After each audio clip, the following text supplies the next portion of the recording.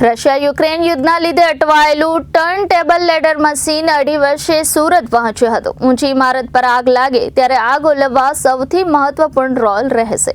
Russia Ukraine યુદ્ધના લીધે અટવાયેલું turn table ladder machine 2.5 વર્ષે સુરત પહોંચ્યું છે। ઊંચી ઇમારત પર આગ લાગે ત્યારે આગ ઓલવવા સૌથી મહત્વપૂર્ણ રોલ આનો રહેશે। 16 માળ ઉપર હાઇડ્રોલિક લેડર અને ટર્ન ટેબલ લેડર જશે।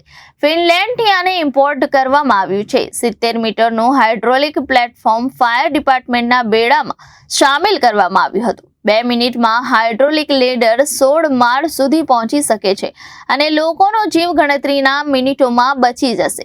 આગ પર કાબુ મેળવવા માટે અને લોકોને બચાવી પણ શકાશે અને તેને કોમ્પ્યુટરાઇઝ ઓપરેટ કરવામાં આવશે।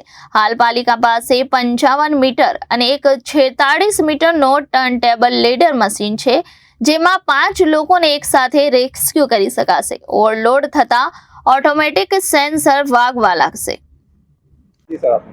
Hitesh Thakur, in charge divisional fire officer, fire emergency services. Sir તો વાહન લીધા છે શું છે? જે અત્યારે સુરત મહાનગરપાલિકાના ફાયર અને ઇમરજન્સી વિભાગમાં અત્યાધુનિક 2 વાહનો વિકસાવવામાં આવેલા છે, જેમાં મુખ્યત્વે 70 મીટર ઊંચાઈ ધરાવતું હાઇડ્રોલિક પ્લેટફોર્મ, જેને એરિયલ લેડ પ્લેટફોર્મ કહેવામાં આવે છે, તથા ટર્ન ટેબલ લેડર 55 મીટર ઊંચાઈ ધરાવતું વિકસાવવામાં આવ્યું છે। આ બંને વાહનોની ખાસિયત એ છે કે જ્યારે અર્બનાઇઝેશન જે સુરત શહેરમાં જે હાઈરેઝ બિલ્ડિંગ છે તેમાં આગને અકસ્માતમાં બનાવ જે 20 થી 22 માળની ઇમારત છે એમાં આગનો બનાવ બને, તેમાં કોઈ માણસો ફસાયેલા છે, તેમને રેસ્ક્યુ કરવાના હોય તો આ પ્રકારની જે હાઇડ્રોલિક પ્લેટફોર્મનો ઉપયોગ કરી તેમને રેસ્ક્યુ કરીને બચાવી શકાશે।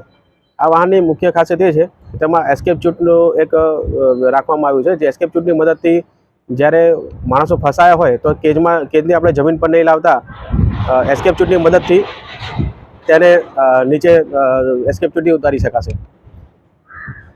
કેટલા વાહનો લેવામાં આવ્યા છે અને ક્યાંથી લેવામાં આવ્યા? આ જે પ્રકારના વાહનો છે 70 મીટર ઊંચાઈ ધરાવતું જે હાઇડ્રોલિક પ્લેટફોર્મ છે તે ફિનલેન્ડથી અને ટર્ન ટેબલ લેડર જે 55 મીટરનું છે તે જર્મનીથી વિકસાવવામાં આવેલા છે। Reporter Arvind Rathod, Janadesh news, Surat.